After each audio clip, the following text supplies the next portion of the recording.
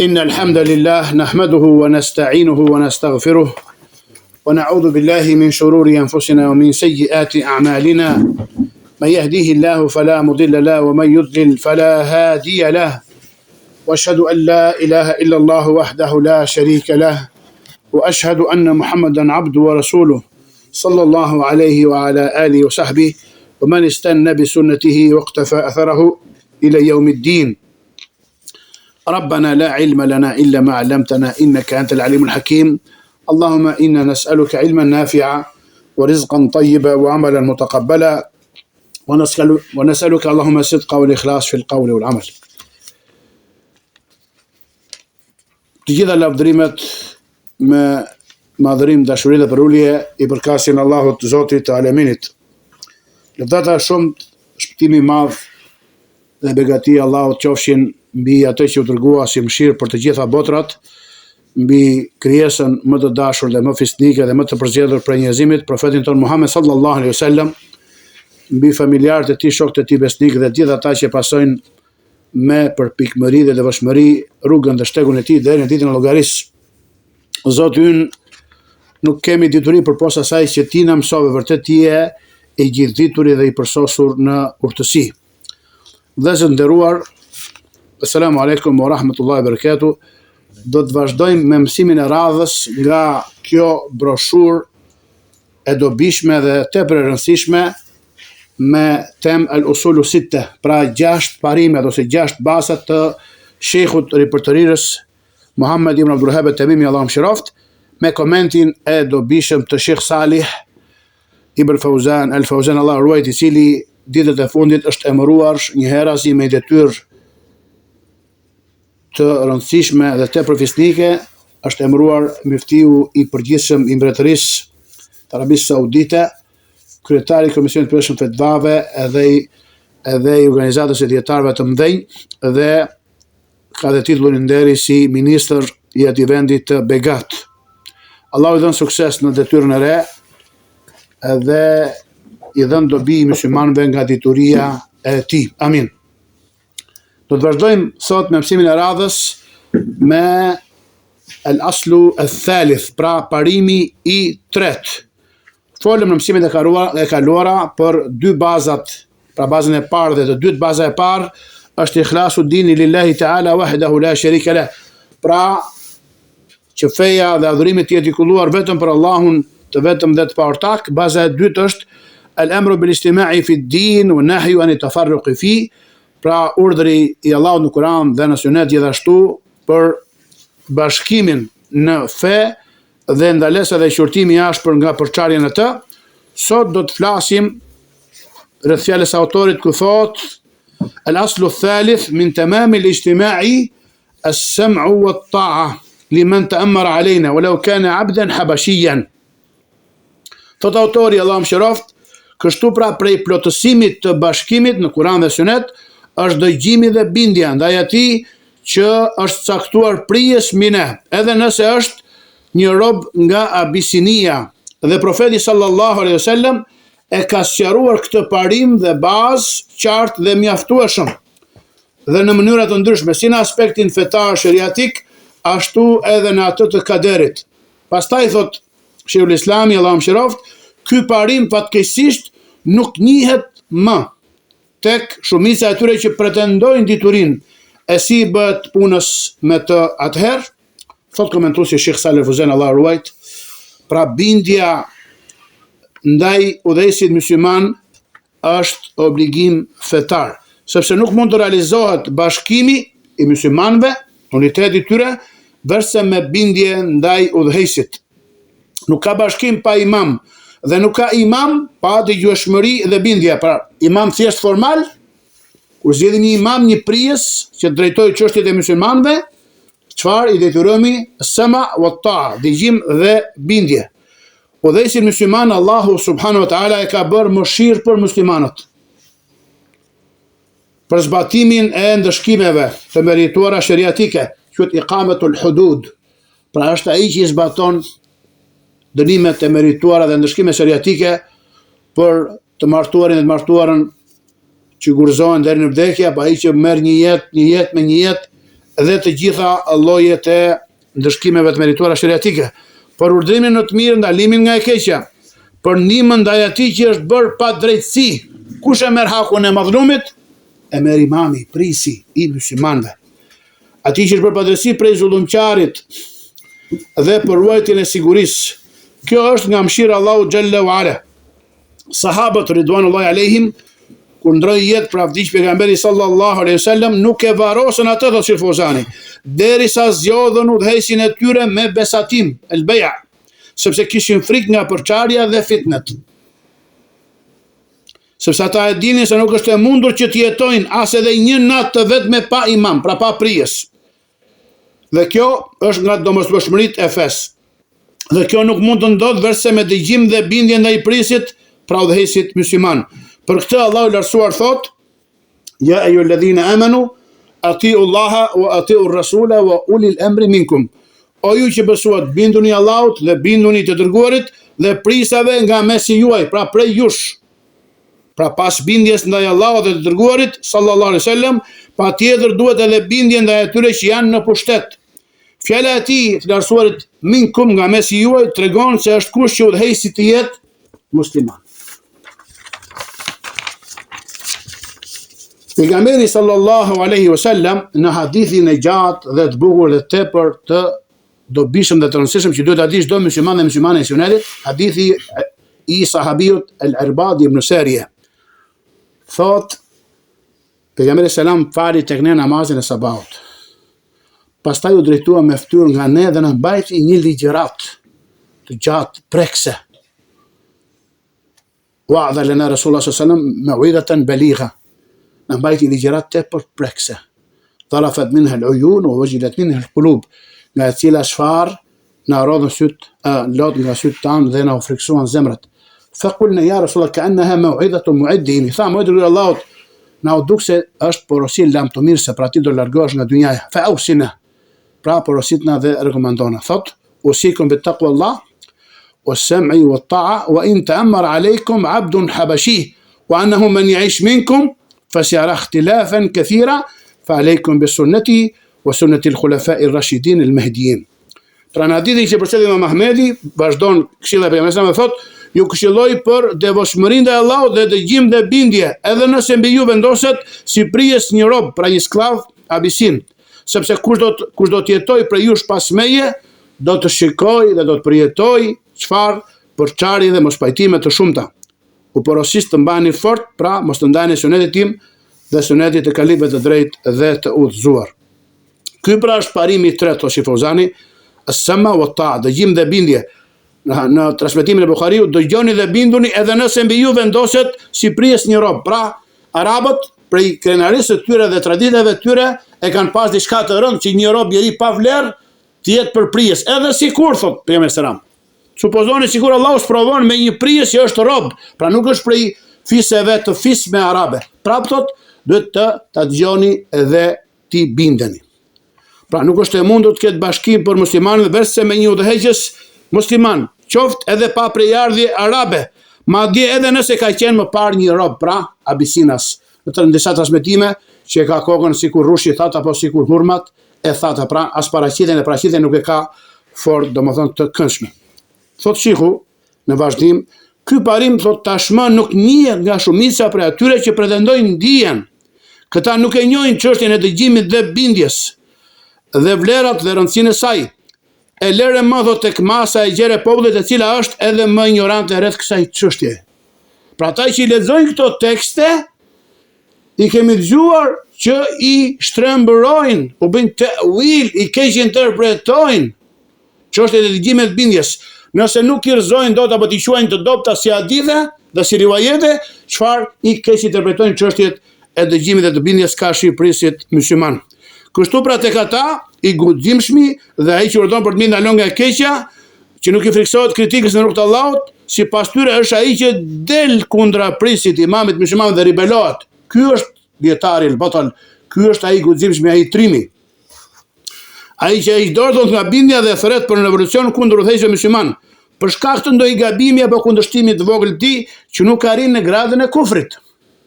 Gjunahe, pra edhe pushtetarët sikur ne bëjnë gjunahe dhe gabime. Për sa kohë nuk arrin prisi të bëj gjuna haptazi, i cili është çfarë kufër dhe kemi argument kundër atij prej Allahut subhanahu wa taala.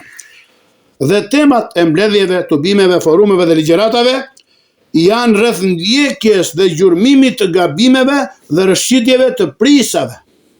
A thu se këta prisa nuk kanë dalë nga mesi ynë. Ibn al-Qayyim thot në një bazë kanë thënë selefët, kejfe të kunu yuelli alikum, si t'jeni do t'jen prisat tuaj. Ose kanë thënë selefët, umaraukum a'malukum, prisat tuaj janë veprat e juaja. Ai është pasqyrë, reflekton veprat e tua. Wa in takunu salihina fa innahu kana lil-awwabina ghafura. Nëse ju do t'jeni devotshëm, ai për ata që kthehen në bendim është falës i madh. Ose ka thënë dikush nga thirrsat, pa e përmendur emrin, thot aqim dawlat al-islam fi qalbik tuqam al-ardik. Zbatoj, realizoj shtetin e Islamit, shariatin në zemrën tënde, në familjen tënde, do zbatohet në tokën tënde. Pra u kërkon prisave shariat mbi ty, nisë shariatin në veten tënde, me bashortën, me fëmijët, me familjen tënde, me kopen tënde, me nënën, me babën. Pastaj çfarë do ta përfshi Allahu, domethënë tokën me drejtsinë e tij dhe me shariatin e tij subhanahu wa taala. Derisa çështja përfundon me përçarje të fjalës. Pra çfarë bëjnë, gjurmojnë gabime dhe rëshqitje të prisave, duke i zmadhuar dhe duke i fryr ato, derisa çështja përfundon me përçarjen e fjalës, pra përçarjen e muslimanëve, largim të popullit nga bindja ndaj udhëheqësit, e si pasojë humbet siguria publike, derdhet gjaku dhe ndodh një prishje dhe shturje më e madhe se ajo që vjen nga durimi, bërja sabër, ndaj udhëheqësit fasik, gjunaqar e zullumqar, i cili nuk ka bërë kufër të qartë, me të cilin kemi argument nga Allahu. Dhe realiteti është çfarë, është pasqyra më pra e mirë dhe e qartë për këto gjëra. Ndodhen trazirat në Egjipt, sa gjaku derdh, pastaj në Tunizi, pastaj në Libi, e me radhë në Algjeri, kote fundit në Marok. Dhe kjo nuk është vetëm se një dorë armike anti-islame, njerëz të prishur dhe devijuar që i Zoti e di se kush i sponsorizon edhe materialisht, pra kush i mbështet ekonomikisht, ajo ashtu quhetur pranvera arabe. Dietarë thonë kjo është pranvera hebraike, ishte dimri arab. Sa gjaku derdh, u prishën, shkatëruan pra shpar vendet tona, vendet e Islamit. Kush përfitoi nga këto? Sigurisht që armiqtë e Islamit. Pra ti po prish vendin tënd, që me zi e ke ndërtuar, me zi e ke lulzuar, me zi e ke zbukuruar, është si me ardh robi domethënë i nxehur nga rruga dhe çfarë i vë flakën banesës së tij. Edhe e nxjerr domethënë bashortën dhe fëmijët në mes të rrugës. A është kjo pranverë? Kjo është shpenduri, kjo është mendje lehtësi, Allah na ruaj. Pra, këto janë pasojat e rebelimit, pra mosbindjes dhe mosdëgjimit ka shqipërisave musliman. El aslu rabi, pra baza edhe parimi i katërt, thot autori rahmetullahi alayhi, el aslu rabi bejanu l'ilmi wal ulama wal fiqhi wal fuqaha o bejanu men tashabbaha bihim o lejse minhum. Ka thënë autori librit, Allah më shëroft, sqarimi i dijes dhe i dietarëve, i fiqhut, pra kuptimin sakt fes dhe fuqahave, si dhe sqarimi i tyre i atyre që i përngjajnë atyre, por nuk janë për tyre. Këtë parim, Allahu subhanahu wa taala, vazhdojnë fjalët e Muhamedit ibn Rahebit, e ka sqaruar dukshëm në fillim të surës Al-Baqara. Nga fjala e tij ku thot ja bani Israila udhkuru ni'mati allati an'amtu alaykum wa awfu bi ahdi ufi bi ahdikum wa iyaya farhabun. O ju bitë Izraelit, kujtoni mirësinë time që u dhash pra mbi ju. Deri te fjala e lashruarit ku thot ja bani Israil, dhe pastaj vjen përmendja e historisë e Ibrahimit alayhi salatu wassalam. Dhe këtë e bën edhe më të qartë ajo që ka sqaruar Suneti në fjalë dhe hadithe të shumta të qarta, të kuptueshme edhe për njeriu më të thjeshtë, pra të paditur e të pashkolluar. Pastaj kjo e vërtet u bën nga gjërat më të çuditshme. Dija dhe kuptimi i saktë i fesë, pra fiku u bën bidatet dhe devijimet, siç ka ardhur në hadithe, do ta përmendim në fund të mësimit. Dhe më e mira ose më i miri që këta njerëz kanë, është ai që e përzien të vërtetën me të kotën, ai që bën telbis, që u bën përshtyellim njerëzve. Ky është më i miri. Ndërsa dituria që Allahu ka bërë obligim për krijesat dhe ka lavdruar atë në Kur'an dhe në Sunet, nuk flet më për të askush përveç një zindiku, pra të prishur në fe, ose një të çmendur, sipas njerëzve të humbur.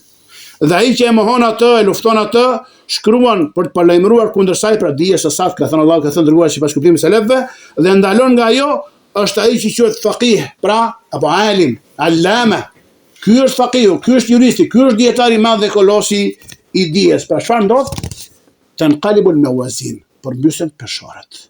e vërteta bëhet e kota e vërtet, besniku i thuhet gënjeshtarit besnik, edhe tradhtar.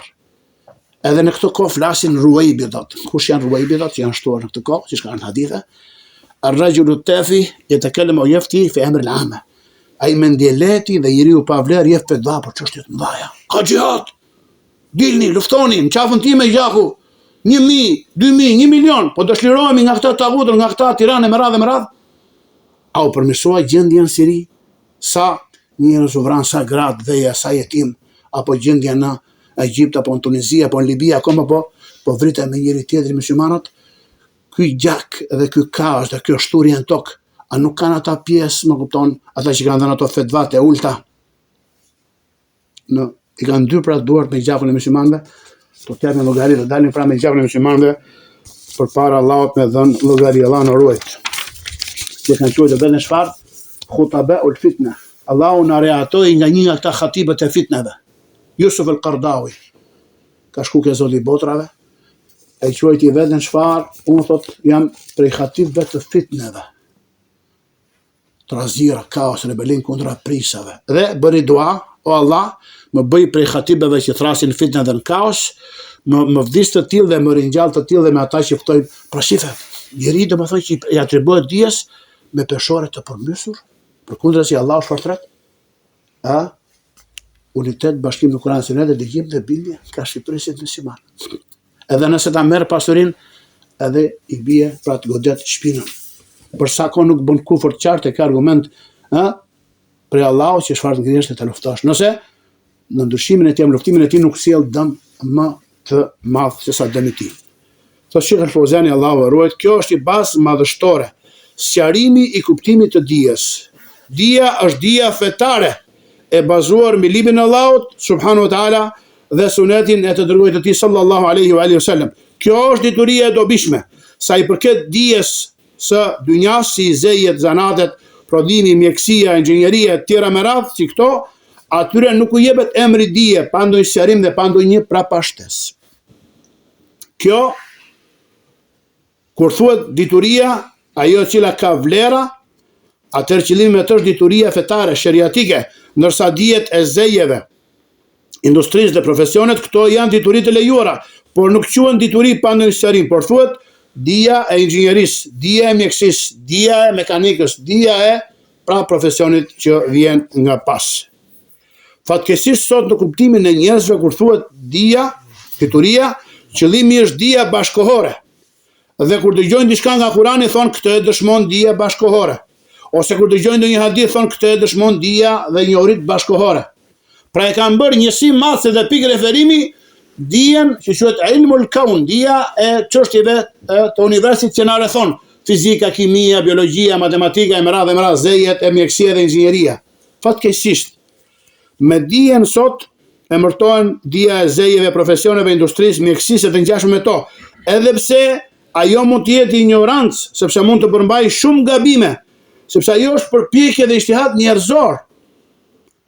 Ndryshe nga dituria fetare, ajo është nga Allahu subhanahu wa taala, dhe çfarë thotë Lartësuari, la ya'ti al-batilu min bayni yadayhi wa la min khalfi, tanzilu min hakimin hamid. Thot për diturinë kuranore, çfarë thot? Ati nuk i afrohet dhe nuk i vjen e kota as nga përpara dhe as nga mbrapa. Është shpallje nga i përsosur në urtësi dhe i lavdëruari subhanahu wa taala. Allahu Lartësuar thot kur flet për diturinë sheriatike, inma yakhsha Allaha min ibadil ulama. Ata që vërtet i frikson Allahut për vetë janë dietarët. Ata janë dietarët e fesë, të cilët e njohin Allahun subhanahu wa taala, ndërsa dietarët e inxhinierisë, industrisë, shpikjeve dhe mjekësisë, këta mund të jenë ignorant ndaj të drejtës Allahut subhanahu wa taala. Dhe mund të mos e njohin Allahun subhanahu wa taala me emrat dhe cilësitë e tij, me atributet e tij dhe të drejtat që ai ka mbi ne. Edhe nëse e njohin, njohja e tyre është e mangët. Ata që e njohin Allahun janë dietarët e fesë, pra inma yakhsha Allaha min ibadihi al-ulama. Ata që vërtet i frikson Allahut për vetë tij janë dietarët. E njohin Allahun me emrat, sifatet, cilësitë e tij dhe e njohin të drejtën e Allahut të lartësuar dhe të patmeta, si te hadithi Muadh ibn Jabal. Pejgamberi selam thot në hadith, i thot o Muadh, a e di ti se cila është e drejta e Allahut mbi robët e tij dhe cila është e drejta e robëve mbi Allahun?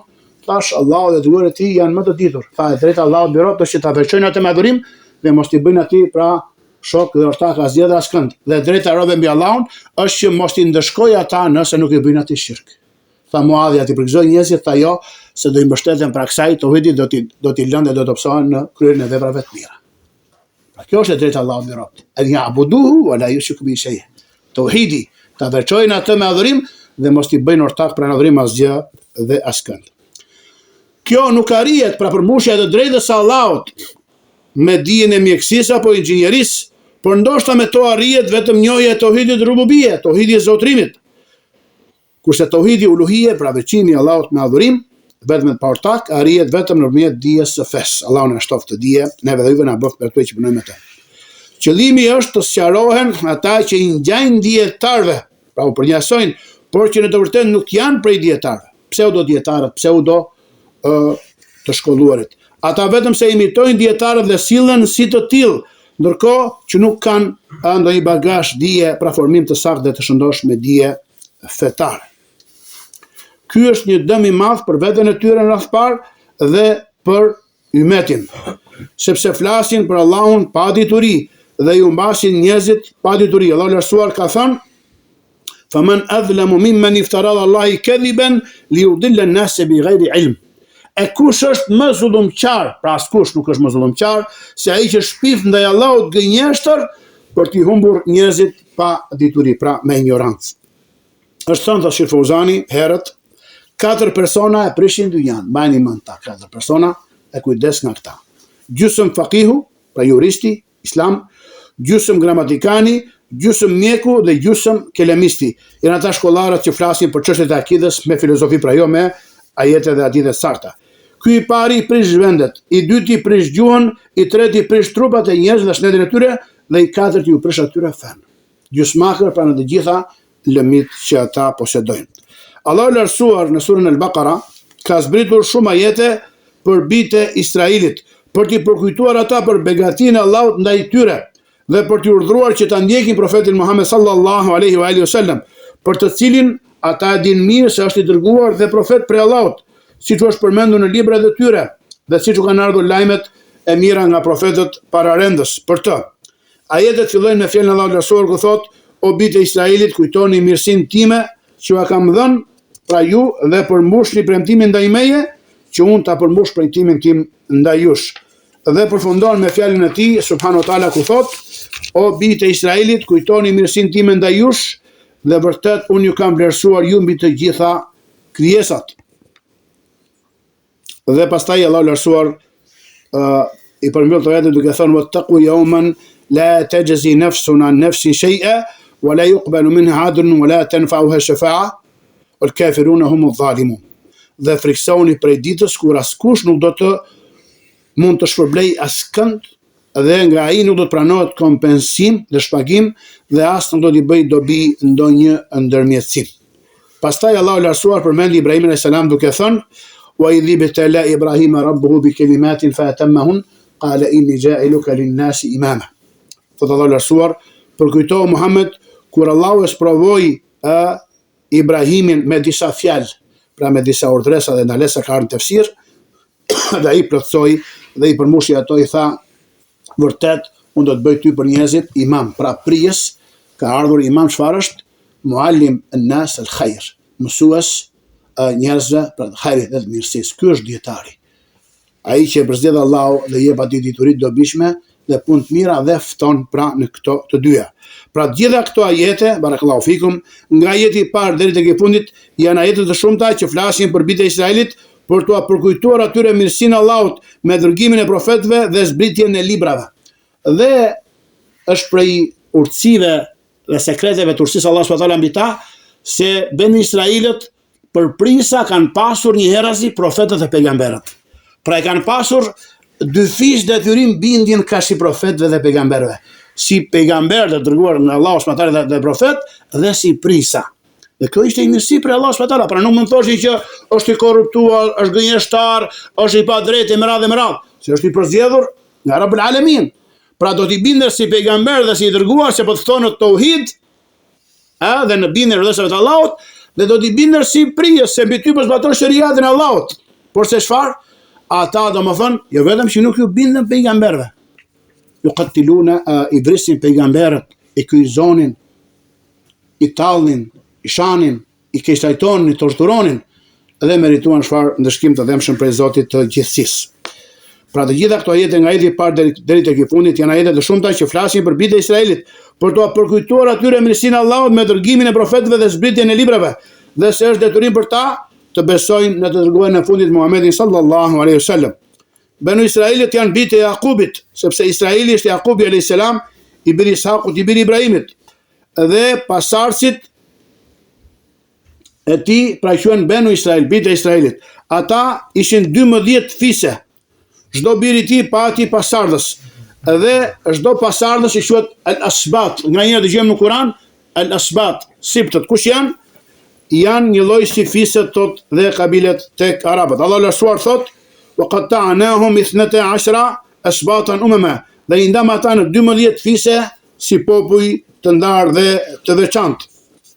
Pra, kësaj që tham qartësimi dhe sqarimi i dijes dhe i dietarëve dhe i atyre që nuk janë prej tyre, por se pretendojnë se janë prej tyre, pra që kujdes nga ata dexhela mashtruesa dhe që ftojnë, i ka qenë vajnë sa çfarë, duatun ala abwab jahannam, ka hadithi i gjatë i Hudhaifa ibn al-Yamanit. Thirrsa që qëndrojnë tek dyert e zjarrit. Kush i përgjigjet në ftesën e tyre e hedhi në zjarr. Hudhaifa tha: "Na i përshkruaj rrugën e Allahut?" Tha: "Qaumun min bani jildatikum wa yatakallamuna bi alsinatikum." Janë njerëz nga lkura juaj, nga soji juaj dhe flasin me gjuhën tuaj, flasin me gjuhën e Islamit.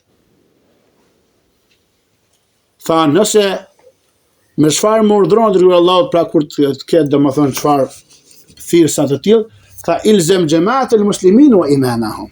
Mos ju ndaj xhamatit dhe muslimanëve dhe imamit të tyre. Xhamati që është në të vërtetën, në Kur'an dhe Sunet, sipas fundimit të selefëve. Tha: "Nëse nuk do të ketë as imam dhe as xhamat, tha, distancohu, bojkotoj gjitha ato grupacione dhe fraksione dhe kapo fort mbas rrënjës së pemës apo trungut pemës derisa të gjej vdekja. Pra mos u bëj me grupet e humbura dhe me njerëzit që çfarë janë si ato kopet të porçar dhe nuk u binden prisit të tyre. Edhe gjithë secili pretendon se është në të vërtetën. Thotë Sheh Fauzani, dhe kësaj i shton edhe më tepër qartësi ajo që ka sqaruar Suneti në këtë çështje, me shumë fjalë të qarta dhe të kuptueshme edhe për njeriu e thjesht dhe të pa ditur. Pastaj kjo e vërtet u bë gjëja më e çuditshme, dhe dituria dhe fiqhu, pra kuptimi saktë i fesë, u bën mbi datat dhe devimet. Më i miri tek ata është ai që e përzihen e përshtjellon të vërtetën me të kodën, dhe dije që Allah i ka bërë obligim krijesave dhe i ka lavdëruar, atë nuk guxon ta shpreh askush përveç se cilësohet zindik, pra i prishur në besim apo hipokrit dhe i çmendur. Po thotë shikun kanë ardhur shumë hadithe që nxisin për mësimin e dijes. Pra kur robi, siç kanë thënë selafët, ariful haqqa ta'rifu ahla. Mësoje të vërtetën që të njohësh njerëzit e saj. El-haqqu la yu'rafu bir-rijal, ar-rijalu yu'rafuna bil-haqq. E vërteta nuk njihet nëpërmjet burrave. Burrat njihen dhe testohen me të vërtetën. Pra mësoje vërtetën, ka thënë Allahu, ka thënë dërguari sipas kuptimit të selafëve. Ashtu që të njohësh kush janë njerëzit e vërtetës. Mos të bëj përshtjellime këta pseudo dietarët, këta pseudo imamdarët, ata që pretendojnë dijen dhe s'janë prej dijes dhe prej dietarëve. Pa të kesh peshoren tënde.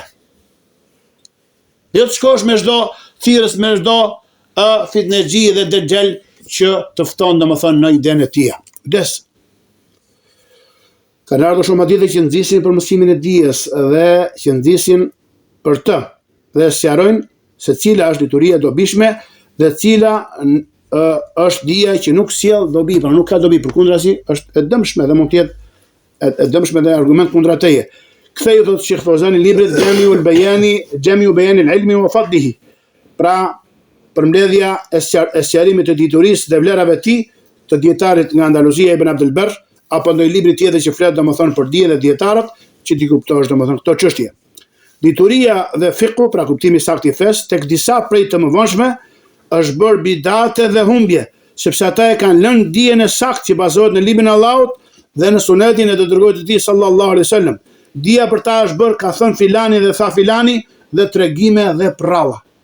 Kush tregon më shumë thënë histori apo ëndra e meradh dhe mosisht pa sjell domethënë zinxhire transmetimi, mosisht të jenë shpikuara të trilluara pa bazë në fe apo pralla me mbret, siç ka ardhur në disa transmetime prej Beni Israilve, ky është domethënë dietari. Për shembull, si fjala atyre që thonë vari i filani shëron nga kjo apo ajo gjë, apo në atë vend i është shfaqur dikujt diçka në ëndër. Kjo është dituria e tyre. Ose merren me hadithe të shpikura dhe të varrosura, të cilat dietarët i kanë varrosur dhe sqaruar se janë të rreme, të shpikura, por i gjen mashtruesit që i bëjnë ato të duken si të sakta. U sajojnë zinxhir transmetimi, sanet, i rregullojnë, i zbukurojnë dhe thonë, këto janë hadithet sakta. Dhe i lënë hadithet e sakta që gjenden tek Buhariu, Muslimi, ka të sunetet, musnetet e besueshme, i lënë ato sepse nuk u përshtaten dhe mund të jenë argument kundër tyre. Pra nëse do t'ua transmetoni njerëzve këto hadithe sakta, çfarë ai mençur i ditur dhe ai që ka logjik dhe intelekt do thotë ti që ke devijuar ti pa bën kundërshtim me hadithet. Prandaj kur njerëzit e devijimit thon dietarët që kemi takuar për të vdekur se për gjallë thon u themi njerëzve të devijimit kur përmend një ajet i themi përfundohet deri në fund ajetin. Ose përmend një hadith të saktë, shqyqyr që e përmend një hadith të saktë themi përfundohet çohet deri në fund ajetit. Dhe thon çfarë? Pjesa e dytë e ajetit është sqarim dhe komentim për pjesën e parë dhe fundi i hadithit është sqarim për fillimin e tij. Pra jo dije gjysmake, nuk dua gjysmë hadithi, e dua zgjidhjen tutem. Dhe i kundërpërgjigjemi dhe refuzojmë me hadithet që ata argumentohen për devimin dhe të kotën e tyre. Bajeni mend. Thuaj përfundoj hadithin tutem. Edhe më thuj komentin e seleve për të hadith. Përfundoj ajetin dhe më thuj komentin e seleve për këtë ajet. Barakallahu fikum.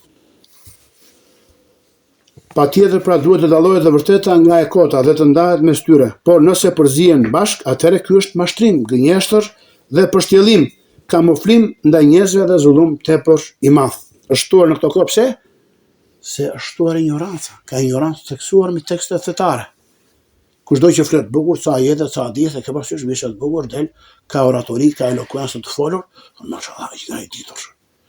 Ai ka me vetë shiringa infektuese. Smundje, devijime, bidate, humbje. Edhe njerëzve dhe më të paditur çfarë, u injekton avash avash, derisa i smur, derisa çfarë, i indoktrinon dhe u aprish domethënë në natyrshmërinë dhe atë fenë sakt. Kujdes me këta njerëz. Sepse ajo pra dija e vërtet bie ndesh me ato që janë vetë ata.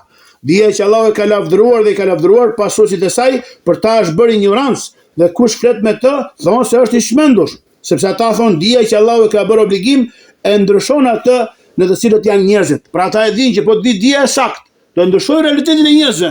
Ata do që njerëzit të rinë aminin që bëjnë mbas hoxhës sallaturka. Nuk duhin që di dija e vërteta dhe njerëzit zgjohen, kuptojnë që nuk është kjo feja e saktë e pejgamberëve. Nuk është kjo feja e sahabëve tabiinëve të tabiinëve, nuk është kjo feja e selefëve, e katër imamlarëve. Ebu Hanifës, e Malikut, e Shafiut, Imam Muhammed Allahu mëshiroft, nuk është kjo feja që Islam të Tejmiyes, pra e selefëve në kanë paraprirë. Dhe e ndryshon fenë e etërve dhe gjyshërve pra të tyre. Dhe me këtë rast desha të përmend një hadith bukur që besoj disa prej jush e dinë, por se në përkujtim ka dobi thos Sheikh Al-Albani, hadithi i Abdullah ibn Mas'udit radhiyallahu ta'ala anhu, ku thot,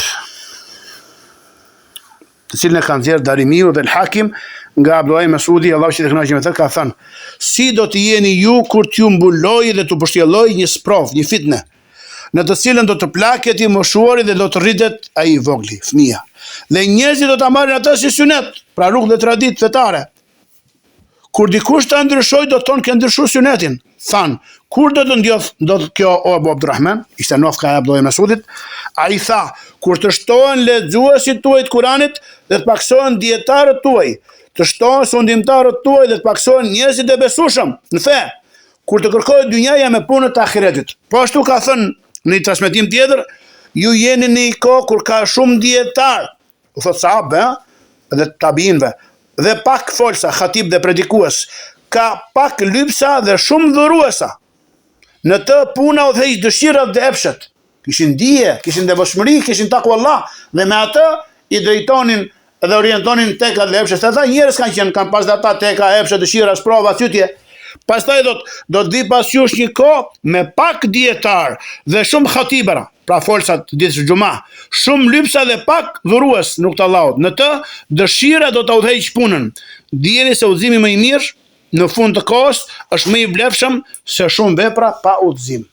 Pra që do të thotë të mësosh dijen e saktë dhe të punosh sipas saj, qoftë edhe e pakët, është më mirë se të bësh shumë vepra po ti je bidat, pa dije, pa argument.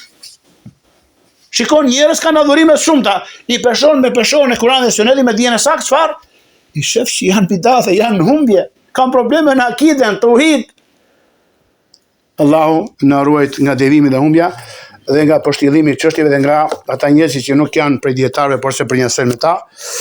Me kaq që mbyllim mësimin tonë, lut Allahun ta bëjë ato të begat dhe të na shpërblet për të na vendosin në peshorën e veprave të mira, ditën që nuk bën dobi as pasuria dhe as fëmia, përposa atij që kthehet tek Allahu me zemër të ruajtur. Subhanakallahumma bihamdik, ashhadu an la ilaha illa anta astaghfiruka wa atubu ilaik. Wa sallallahu sallam wa barak nabina Muhammad wa ala alihi wa sahbihi ajma'in, wallahu a'lam.